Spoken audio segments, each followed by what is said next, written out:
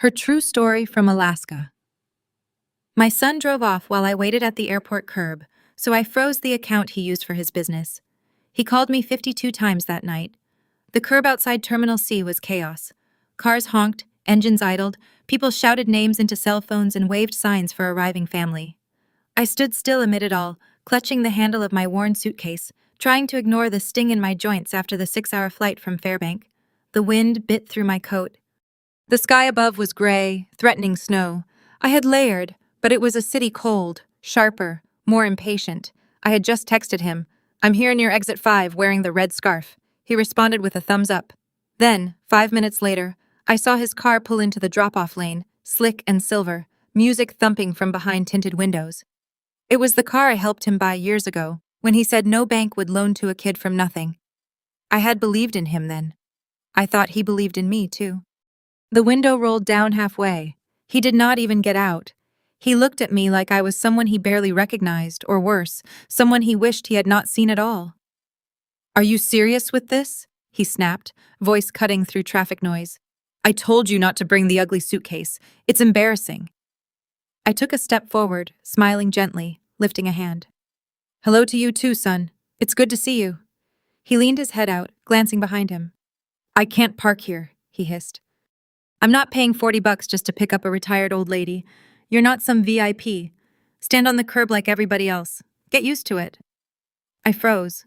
His passenger door stayed locked. Behind him, I could see someone in the front seat, a young woman with sharp cheekbones and perfect nails, chewing gum and scrolling through her phone. She didn't look up. He rolled his eyes. "Don't make a scene. I'm meeting someone in 20 minutes. Just grab an Uber or something. Don't guilt trip me. I showed up, didn't I?" Then, before I could respond, before I could even ask about the birthday party, or if my room was ready, or how the kids were, he rolled the window back up. The car merged into traffic and was gone just like that. I was still holding the scarf, my hand raised as if in greeting, when my phone buzzed. One message. "Book your own Uber. I'm busy." That was it. No apology, no explanation, just dismissal. Like I was a stray package left in the wrong terminal. The wind gusted again, rattling the plastic sign over the bench. I lowered myself down slowly, my knees cracking, the metal cold against the back of my legs. My suitcase, faded, patched, loyal, sat beside me like a dog waiting for instructions. All around me, other people were reuniting. Hugs, laughter, tears. A boy ran into his grandfather's arms. A couple kissed beneath a welcome home banner. It might as well have been another planet. I sat there quietly, breathing through my nose, willing the sting in my chest to settle into something manageable.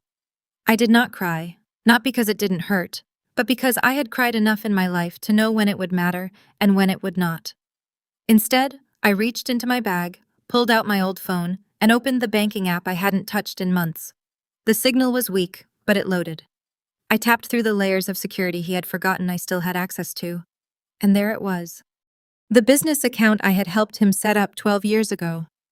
The account that had kept his dream alive, that I had funded from my savings and from the sale of my cabin's second lot. At the time, he said it was just until he got on his feet. He needed my name, my credit score, my trust. I gave him all three. He had kept the account active under both our names, probably because it never occurred to him that I'd look at it again. He was the CEO now, self-declared and publicly branded on all his social media. He had photo oots, hashtags, a line of overpriced coffee beans, but the truth was right there in the details. I was still the primary. He was just a user, a very privileged, very replaceable user.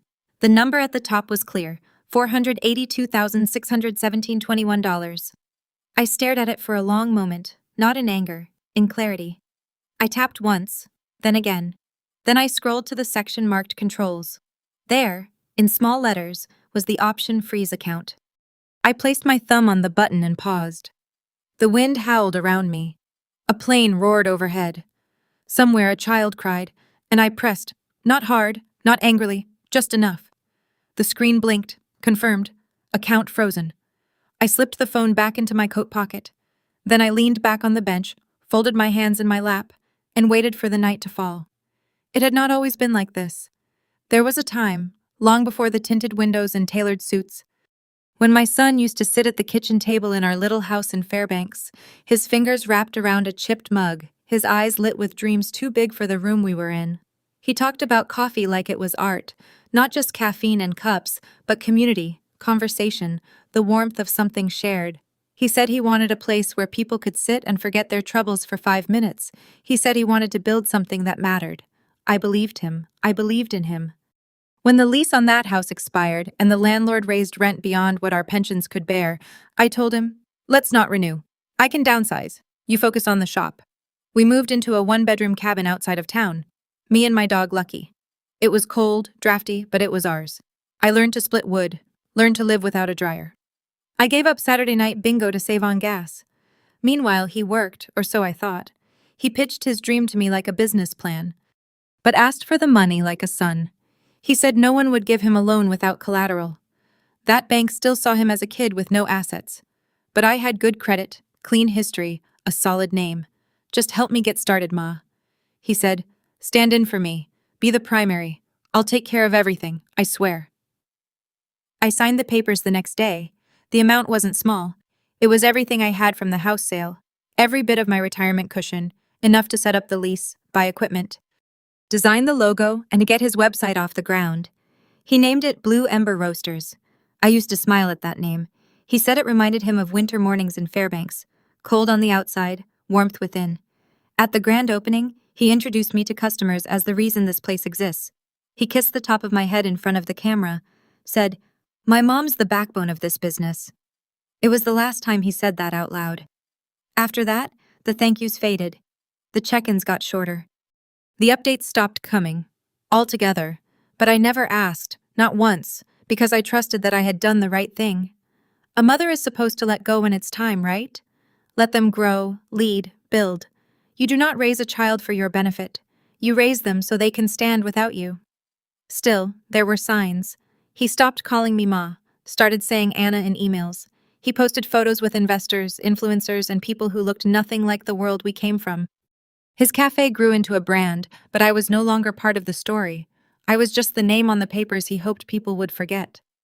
I told myself it was okay, that he was busy, that he meant well. Until today, until he rolled down the window, said those words, and drove off like I was a mistake in his calendar. Now sitting on this bench with my fingers still cold from the wind, I could see it clearly. This was not a misunderstanding. This was a shift, a slow, quiet betrayal that began the moment he stopped needing me, but still used me. And still, I had not said a word. Not when he changed the passwords and told me it was for security.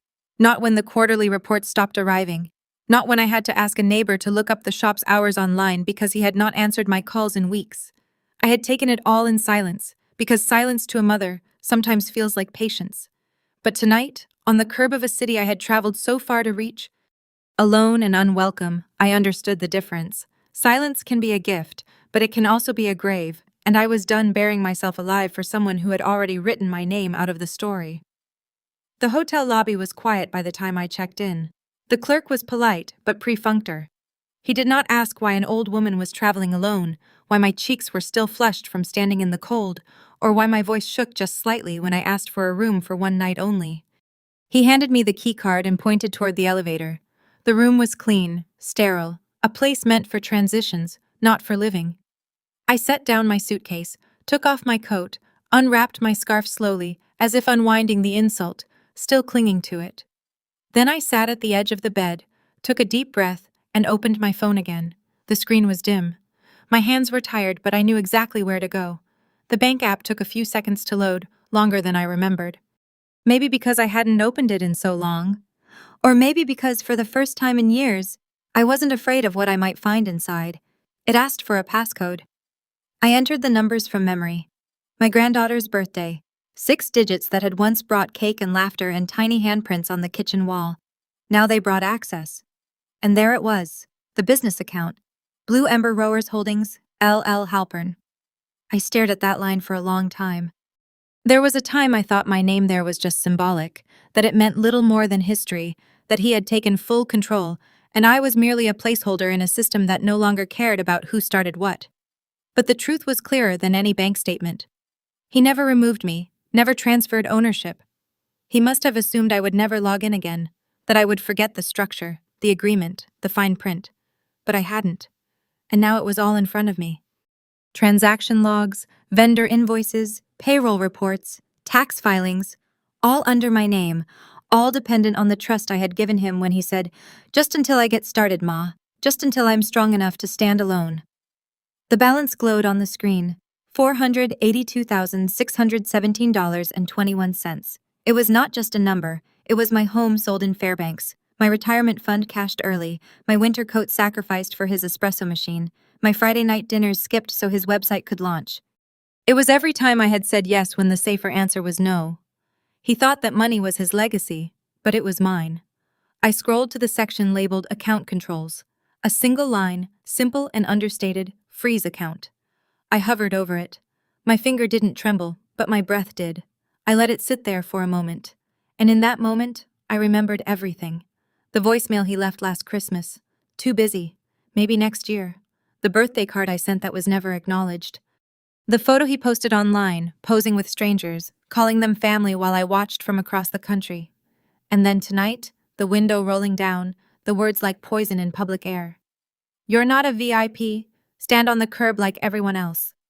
He had looked at me like I was baggage, like I was something he had outgrown. He chose image over inheritance. He chose convenience over compassion. He chose to drive away. And now it was my turn to choose. I tapped the button. A prompt appeared. "Are you sure you want to freeze this account? This will disable all transactions immediately." I smiled. Not in vengeance. In clarity, I tapped yes. The screen blinked, then updated. Status frozen. No alarm. No warning. Just a silent severing. A quiet reclaiming. I leaned back, set the phone on the nightstand, and looked at the ceiling. There were no fireworks, no applause, only silence. And in that silence, a truth settled in my bones. He had forgotten who I was, but I hadn't. And now neither would he. The first call came 5 minutes after I froze the account. I was still sitting in the hotel room, hands folded in my lap, the phone resting screen up on the nightstand. When it lit up, I didn't flinch. I just watched the name flash across it, Aaron, and listened as it vibrated once, then again. It stopped, then came another, then another. I didn't answer. I didn't move. I just sat there in the quiet hum of the room's heater, watching my son's name appear again and again. Like a silent storm trying to batter its way back in. By the 6th call, the first text came through. "Mom, something's wrong. The business account's frozen. Our vendors can't pull payments. What's going on?" I didn't respond. Not because I didn't know what to say, but because I had said too much already for too many years. In too many ways, he refused to hear. The calls kept coming. 9:15:22. A new text. "Did you log in? Did you touch something by mistake? Tell me now. This is serious." Still. I said nothing. I stood, moved to the window, and looked out over the quiet parking lot below. The streetlights cast long shadows over slush and asphalt. Somewhere far off, a plow pushed snow like a slow breath across the city's chest. People were getting ready for bed, brushing their teeth, tucking children in, living lives built on normally. My son was unraveling. 28 calls. Another text. The tone shifting now. "Mom, fix this. You have no idea what you've done. This affects other people. Clients, contracts. You're ruining everything." The next came a minute later. "Undo it now, or you'll regret it." And then just like that, another shift. "Please, Mom. I didn't mean that. Just please, I'll explain. I didn't think you'd actually log in. I didn't think... Look, this is just a misunderstanding. We can talk. We can fix it." I closed my eyes. 40 calls. I sat on the edge of the bed, my back to the window now. Phone still lighting up like a warning beacon. Another text. "I swear I'll make it right. Please don't do this. You can't. You're my mother." My mother? The woman left at the curb. The woman he wouldn't walk 10 steps to greet.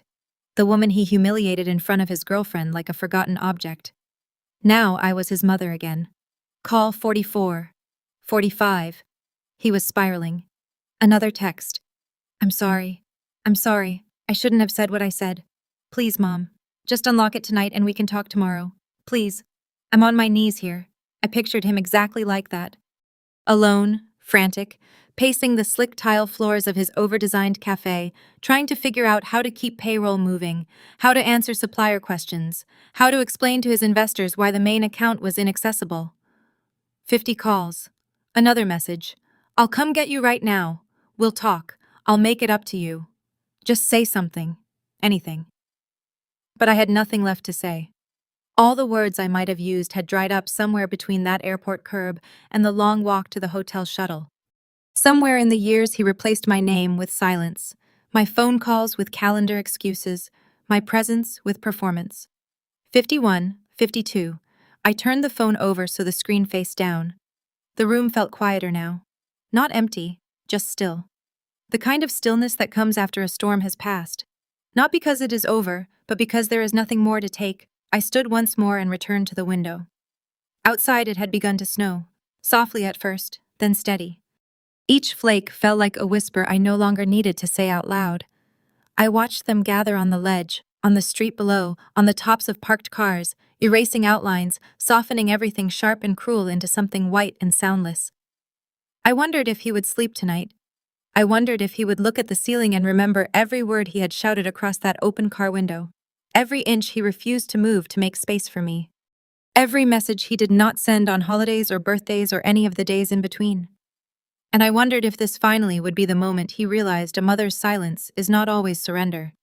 Sometimes it is the only truth left. Morning came with no apology. The sun was pale through the hotel curtains, casting a cold light on the same phone that had stayed silent for hours now. No new calls, just a thread of unread messages and an inbox cluttered with desperation. I dressed slowly. My bones act, but not in the usual way. They act with clarity, with finality. Downstairs, the lobby was quiet. I poured myself a cup of weak coffee from the communal urn and took a seat near the window where I could watch the snow melt in patches along the curb. The city was already moving. People in suits, backpacks, faces tilted toward phones, lives in motion, and then motion turned toward me. A familiar figure burst through the glass doors, hair wild, eyes hollow. My son. He looked like a man thrown out of his own life. His jacket was half-zipped, shoes soaked, phone in one hand, the other clenched. He rushed to the front desk, frantic. "Room 206, he gasped. "Anna Halpern, my mother. I need to talk to her, please." The receptionist glanced at me, unsure. I shook my head once. "No visitors," she said gently. "I'm sorry." He turned, eyes locking on me. He moved toward the sitting area, but I held up a single hand, calm, firm. He froze mid-step. His face crumpled. Right there in front of strangers, he broke, shoulders shaking, voice cracking. "Mom, please, I need you to fix this. The orders are canceled. The supplier wants cash in advance. Our merchant processor froze payouts. Payroll's due Monday. I can't." He swallowed hard. "They think I'm a fraud." I said nothing. From across the lobby, I watched as he tried to find the right words, the right angle, the right trick to pull me back into the role I'd played for so long. The fixer, the believer, the safety net. But that role had expired the moment he left me on the curb like a piece of trash. His voice cracked again. Even Mia left. She posted this thing on Instagram. "Never invest your heart in someone who can't pay their debts." His laugh was bitter. She blocked me. Me? He sank to his knees, not out of respect, out of collapse. A few guests turned to look. The receptionist hesitated behind the desk. I remained seated, spine straight, hands resting gently on my lap. Then I picked up my phone and typed a message. Just one line. I handed it to the front desk clerk. "Please give this to him." She walked it over, placed the phone gently into his hand. He read it, and his face changed. "This is not revenge. This is a reminder. Your mother is still alive." He stared at the screen for a long moment, then lowered it slowly. He looked up at me again, pleading, but I had nothing left to give. No comfort, no cash, no rescue. He rose shakily to his feet, nodded once, and walked back out into the snow. Not like a man wronged, but like a boy finally seeing the cost of forgetting who held the door open for him all those years. I turned back to my coffee. It was still warm. The office looked the same as it had 20 years ago. Same wood-paneled walls, same faint scent of old leather and winter coats. The receptionist had changed, now a younger woman with glasses and a polite smile, but the warmth of the place remained. That was why I came back. Anna Halpern, I told her. She stood. Mr. Grayson is expecting you right this way. Harold Grayson had been my lawyer since the day I sold the house in Fairbanks. He had walked me through paperwork I barely understood, read every line twice, and never once made me feel small for asking what capital gains meant.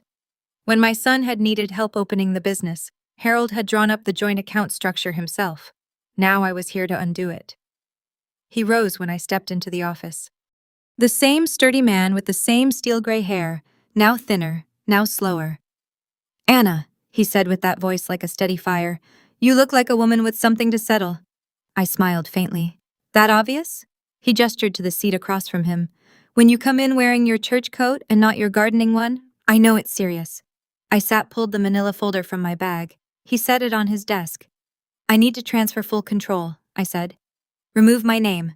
Sever all legal ties. If it sinks, I won't be holding the rope." He opened the folder, reviewed the account documentation. "This is the same account we set up 12 years ago." I nodded. He looked at me, eyes sharp but kind. "You do realize legally you're in control. You don't need to transfer anything. You can freeze, dissolve, redirect, restructure. It's all yours." "I know," I said. "But I don't want to control it. I just want to be out of it." He studied me for a moment, then he leaned back. "You're sure?" I nodded once. He tapped his pen against the folder. "I can dissolve your authority and notify the financial institution, but once you're off, that's it. You don't get back in. That's the point." He scribbled a few notes, then paused. "Anna," he said carefully, "do you want to include any conditions, future clauses, protections, something to ensure what happened doesn't happen again?" I took a breath. Then I said clearly and without hesitation, "Just make sure he can't take anything more from me. I'm not a cash machine. I'm not a silent investor. I'm his mother. And that should have been enough." He nodded slowly. "All right," he said. "We'll draw up the paperwork. I'll make sure your exit is ironclad." We worked in quiet for a while. He asked for a few signatures, some initials, a confirmation of ID, the legal dance of severance. As I signed the last document, I felt something shift. Not a burden lifted exactly, but a door quietly closing behind me. When we were done, he slid a copy of the finalized agreement into a fresh folder and passed it across the desk. "Anna," he said gently, "he might come back. People do when the money dries up, when the excuses run out." I looked him in the eye. "If he does," I said, "he'll have to find another reason." He gave a soft, respectful smile. "You were always sharper than they thought. I was always quieter than they needed." I stood, gathered my bag, and shook his hand. As I walked out of the office and into the cold light of day, I didn't feel vengeful. I didn't feel triumphant. I felt free. Not from responsibility, but from the weight of someone else's entitlement. He had thought my silence meant I wouldn't act. He was wrong. And now, legally, and finally, he could no longer reach back for the hand he had already let go. The transfer took less than 15 minutes, a few signatures, a notarized stamp, a folder handed from one hand to another. Just like that, my name was no longer tied to the business. But more than that, it was now tied to something far more enduring. The Haven for Elder Women was a quiet little organization run out of Anchorage. No flash, no fancy websites, no buzzwords, just warmth, meals, beds, shelter for women like me, mothers, widows, grandmothers left behind after giving too much for too long. When I called them, the director answered herself. Her voice was tired but kind. When I explained what I wanted to do, she didn't interrupt. She just listened.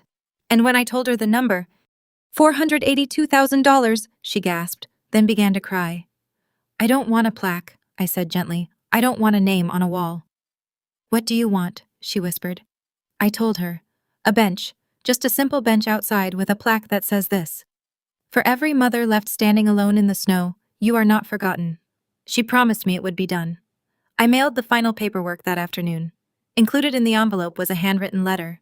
"I give this not because I am generous, but because I am done. I am done waiting for sons to remember the hands that raised them. I am done explaining why loyalty should not be repaid with silence. I give this so another woman does not have to sit at a curb cold and unclaimed, wondering if she still matters. I give this to remind them we always did. It was not revenge. It was legacy." A week later he came. I was back home in Alaska sipping tea on the front porch when I saw the car, a rental, city plates, wheels still crusted with salt from the road. He stepped out slowly, not with confidence, not with swagger, but like a man who knew he had run out of doors to knock on.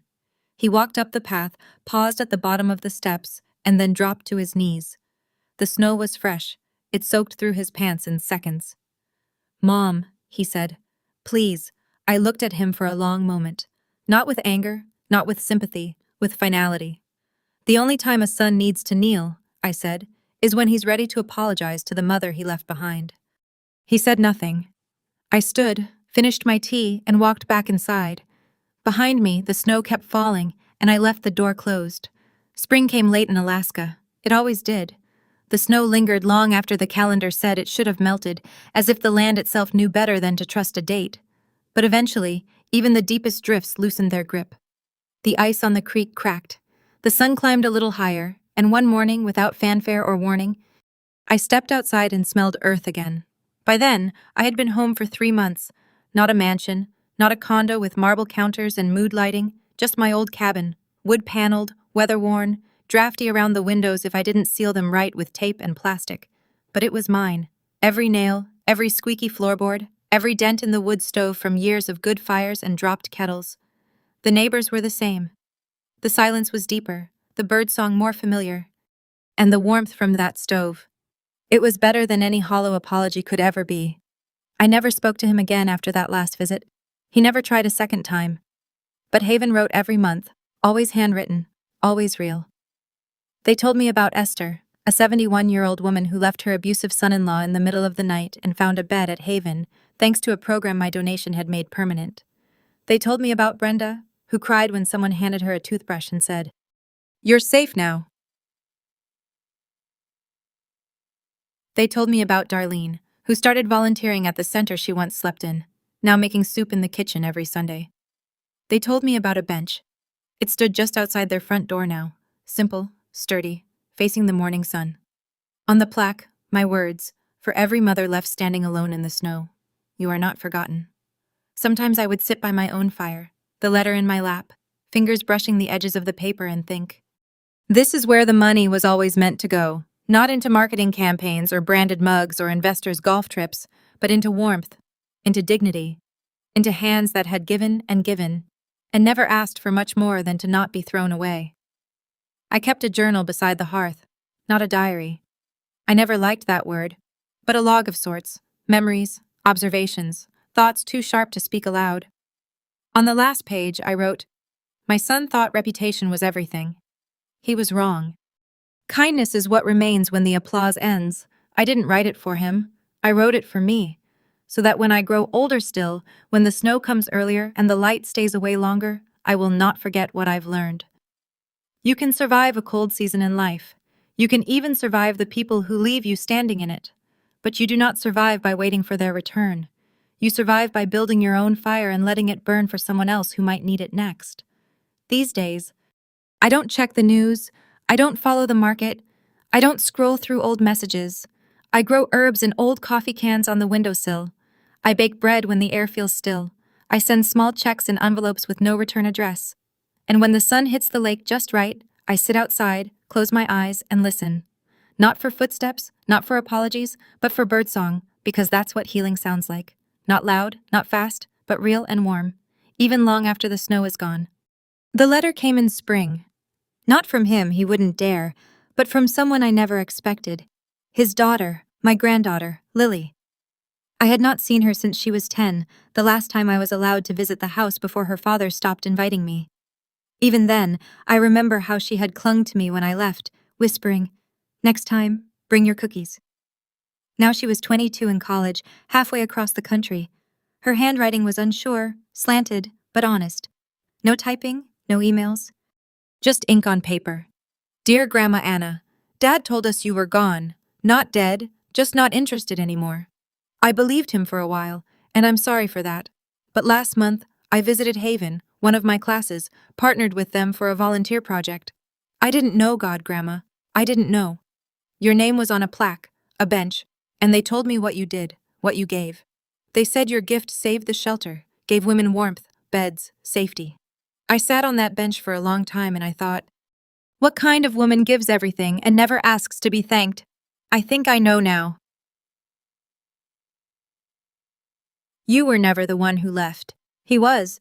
I just didn't see it then. But I do now. If you're still in Alaska, I'd like to visit. Just for tea. Just for you. Love, Lily. I read it 3 times before setting it down.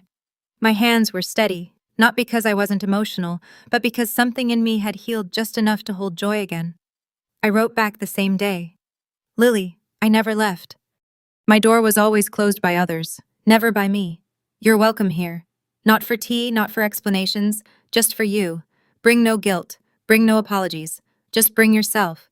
And if you still like cookies, I've kept the recipe. With love. Grandma Anna. She arrived 2 weeks later. The plane was late, the bus slower, and the taxi driver needed directions twice, but she found her way. And when she stepped onto the porch, cheeks red from the cold, eyes wide from the sky, I knew instantly she had her mother's kindness. Not her father's polish, not his ambition. Her hands were the same shape as mine. We hugged in silence. No speeches, no performances, just arms that remembered. Inside, she asked for nothing. She did not probe the past. She simply made tea, set the table, and told me about books, about school, about how she wanted to study social work, and maybe, just maybe, open a place like Haven one day. I watched her as she spoke, the warmth in her voice, the thoughtfulness in her pauses. And I knew legacy is not always passed through will or wealth. Sometimes it skips a generation and lands where it belongs. That night before bed, she stood near the fireplace staring at the flickering logs. Why didn't you ever fight back, Grandma? She asked. I looked up from my knitting. Because sometimes, I said, you don't need to fight loud. You just need to outlast the noise. She nodded slowly, and then she smiled. Is it okay if I sit on your bench tomorrow? It's yours now, I said. It always was. The next morning, we walked through the melting snow side by side to the edge of the property, where the lake thawed like glass under the sun. The bench sat there still, simple, honest. She ran her fingers along the plaque, read it aloud. For every mother left standing alone in the snow, you are not forgotten. She turned to me. Her eyes glistened. And in that moment, I knew I had not raised a son who understood, but I had helped shape a girl who would change the world anyway. If you've ever stood alone on a curb, in a hallway, or at the edge of someone else's success, wondering if they'd ever look back for you, then let this be your answer. You were never the one who left. They turned the wheel. They chose distance. They set the silence in motion and blamed your stillness for the echo. You stayed with the casserole dish that never got returned with the voicemail. They never answered with the photo frame. They didn't pack when they moved up and out and on. You stayed because that's what women like us do. We hold the door open. We keep the fire lit. We leave the porch light glowing long after they said they were coming home. And sometimes no one comes. Here on Grandma True Stories, we don't shout our pain. We remember it. We name it, and sometimes quietly we answer it. We are not here to beg for sympathy. We are not asking for flowers or phone calls from people who never meant to make them. What we ask is simpler, sharper, that our stories be heard. Because for too long, women like us have been treated like wallpaper in someone else's house, expected to be sturdy and silent, useful but invisible. They called it strength when we swallowed our grief, patience when we waited without complaint, loyalty when we gave without limit. But here's what they never understood. Silence is not weakness, it is strategy, and memory. Memory is not clutter, it is evidence. Every unkind word you thought we forgot, we wrote it down in a language made of restraint. Every time you rolled your eyes, walked ahead, changed the subject, we took note not to hurt you, but to know the truth. And now we tell it. If this story moved you, if it stirred something you've buried too long, then know you are not alone.